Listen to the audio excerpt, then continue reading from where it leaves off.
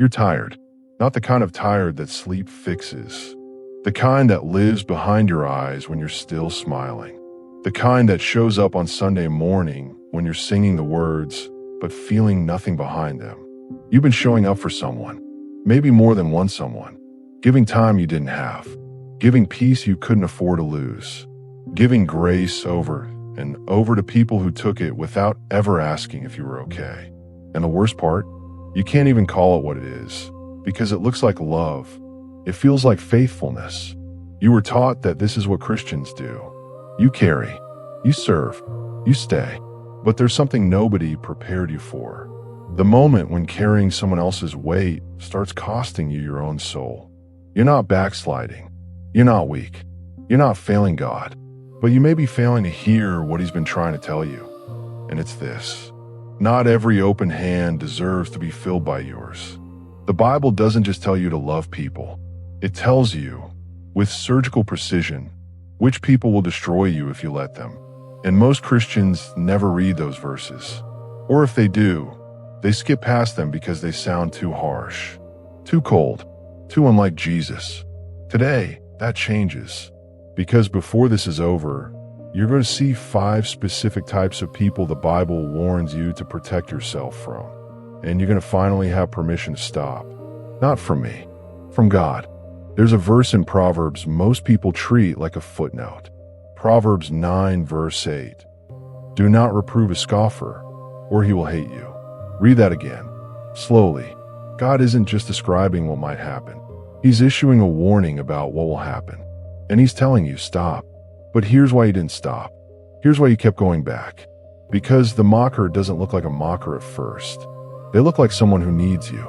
They come with real problems, real tears, sometimes real pain. You offer help, genuine, spirit-led, sacrificial help. And for a moment, it seems like it's working. Then you say the wrong thing. You challenge something. You gently suggest a different path. And something shifts in them. Suddenly you're the problem. Your advice is naive. Your faith is simplistic. Your concern is controlling. You walk away confused, wondering if maybe you said it wrong. So you try again. Softer this time. More careful. More patient. And it happens again. Here's what the mocker is actually doing. And this is the part nobody explains. They don't want a solution. They want an audience that never challenges the story they've built around their pain. The moment you become someone who asks them to grow, you become a threat. You've been trying to love someone out of a pit they've chosen to live in, and they've been resenting you for shining a light. Proverbs 13 verse 1 says it plainly. A scoffer does not listen to rebuke. Not won't. Not sometimes doesn't. Does not. It's a fixed posture. A closed door with a welcome mat in front of it. You knocked. You knocked again. You knocked until your knuckles bled. The door was never going to open. And God, who sees everything, watched you standing there and whispered something you weren't ready to hear. Walk away. Not because they don't matter, but because you do. If something in you just exhaled reading that, if some part of you felt something loosen, that's not weakness. That's recognition. Hit the like button right now. Not for the channel, but as a signal to yourself that you're ready to hear the rest. Because the next type, they're even harder to walk away from. Because they don't mock your help. They just keep needing it. Forever. Proverbs 26 verse 11. Like a dog that returns to its vomit is a fool who repeats his folly. That's not a comfortable image. It wasn't meant to be. Because this person isn't evil. They're not trying to use you. They genuinely want things to be different in the moment you're helping them. But something in them always pulls them back. Same crisis. Different Tuesday. You've bailed them out financially and watched the money disappear the same way it always does. You've had the same conversation 17 times. Each time with fresh hope. Each time ending the same way. You've prayed with them, cried with them, driven across town at midnight for them. And you would do it again. Because that's who you are. But here's the truth the Bible is telling you. And it's harder than any rebuke. Your help is part of the cycle. Every time you absorb the consequences of their choices, you remove the very thing God might be using to wake them up. The discomfort they never fully feel, because you're always there to cushion the fall. The silence they never sit in because you fill it with solutions. You are not their savior, and trying to be one isn't love, it's interference. This is the moment that separates sentimentality from real love.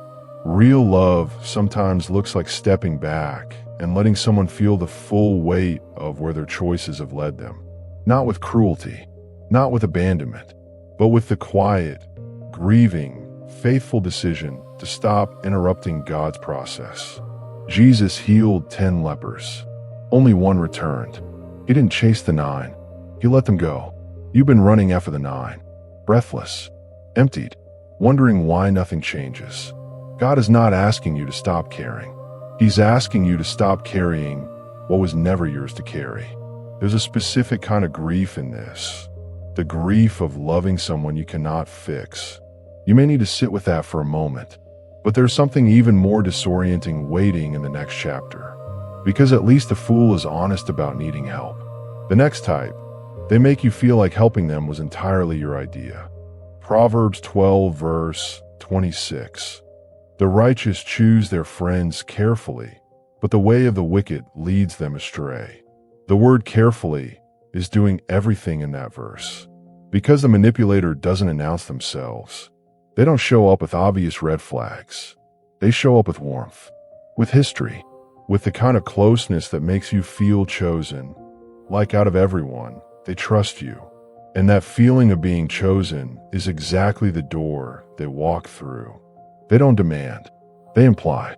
They don't threaten. They make you feel the threat of their disappointment so acutely that you move before they even ask. They say things like, I wouldn't ask this of anyone else, but you've always understood me. After everything we've been through. And you say yes. Again, not because you were forced, because you genuinely felt like it was your choice. That's the sophistication of what's happening to you. Here's the moment I want you to sit with, the one nobody around you has named yet. You have violated your own values for this person. Not once, more than once. And afterward, you couldn't fully explain how you got there. You just knew that somewhere between their first sentence and your final answer, you had crossed a line you told yourself you wouldn't cross. That confusion, that specific disorienting fog, is not a spiritual weakness. It is the evidence that something has been done to you. Galatians 5 verse 1 says, For freedom Christ has set us free. Stand firm therefore, and do not submit again to a yoke of slavery. A yoke of slavery doesn't always look like chains. Sometimes it looks like a relationship you've convinced yourself you can't say no to. God gave you discernment, not to be suspicious of everyone, but to recognize when the access someone has to your life is producing fruit or producing damage. Examine the fruit, because the next type won't manipulate you at all. They won't need to.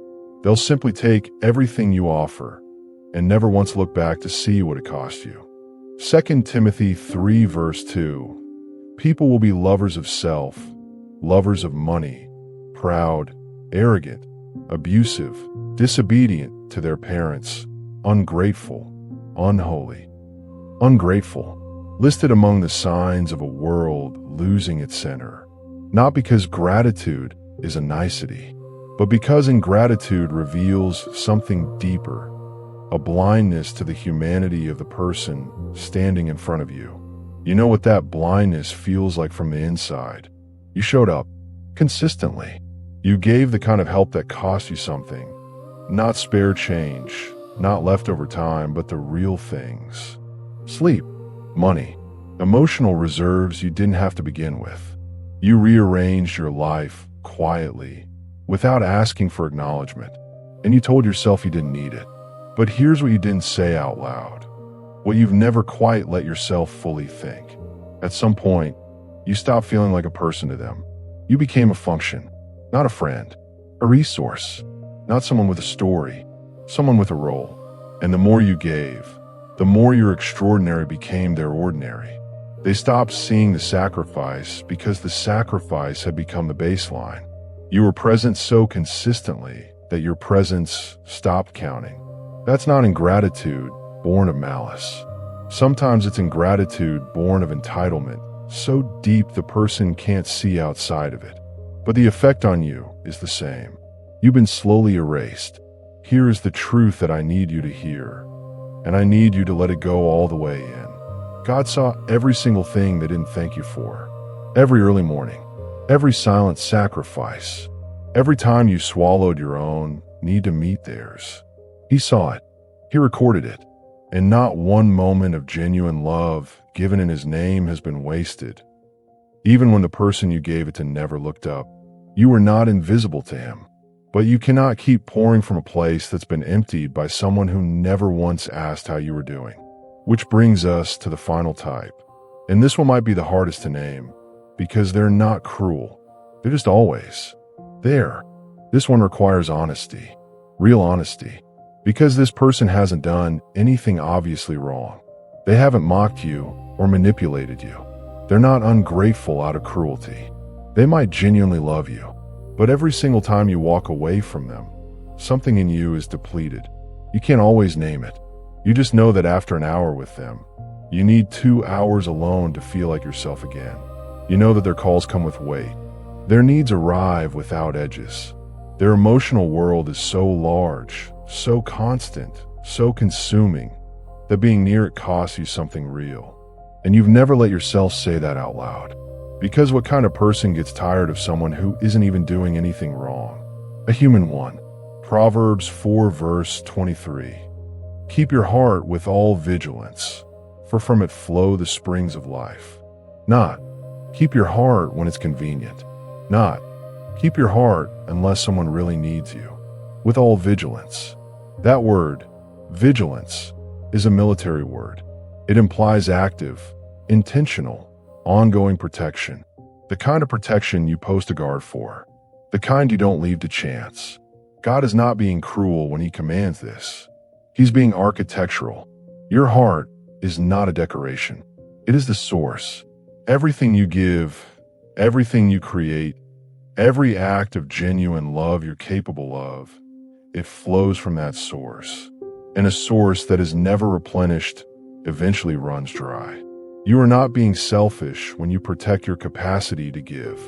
You are being a good steward of what God put inside you. There is a version of you, rested, boundaried, spiritually full, who can love people with a power that your current exhausted version cannot access. The people who genuinely need what God placed in you are waiting for that version, not the version that's been drained hollow by those who were never meant to have unlimited access. Write one word in the comments right now, the word that describes what you've been carrying, not for me, as a declaration to yourself that you're ready to put down. Here's what nobody gave you permission to believe. Helping the wrong people is not faithfulness. It is disobedience dressed in the clothes of virtue. God never called you to be everyone's savior. That position was filled 2,000 years ago, and it nearly killed the one who held it. You were called to love, to serve, to give, but within the wisdom of discernment, not in the absence of it. The loop we opened at the beginning of this video, the question of whether your exhaustion was your fault, whether wanting to stop made you a bad Christian. Here is your answer. No, your exhaustion is not a spiritual failure. It is a signal, a holy signal that something in the way you've been giving needs to be rerouted. God is not angry at you for being tired. He is inviting you, right now, in this moment, to come back to yourself, to guard your heart not as an act of selfishness, but as an act of worship. Proverbs 4 verse 23 isn't a suggestion. It's a structure. From your heart flow the springs of life. If the spring is dry, nothing flows. Not for you, not for anyone. You walked into this video carrying guilt about wanting to stop. You're leaving with something better. Authorization. Biblical, spirit-backed, grace-covered authorization to protect what God is building in you. The people who truly need what you carry, the humble, the teachable, the genuinely hungry, they're waiting for a version of you that hasn't been emptied. Go be that person. If this is the kind of truth you need to keep hearing, the kind that doesn't flatter you, but actually frees you, don't miss what comes next. Every video here is one more step forward. Stay on the journey.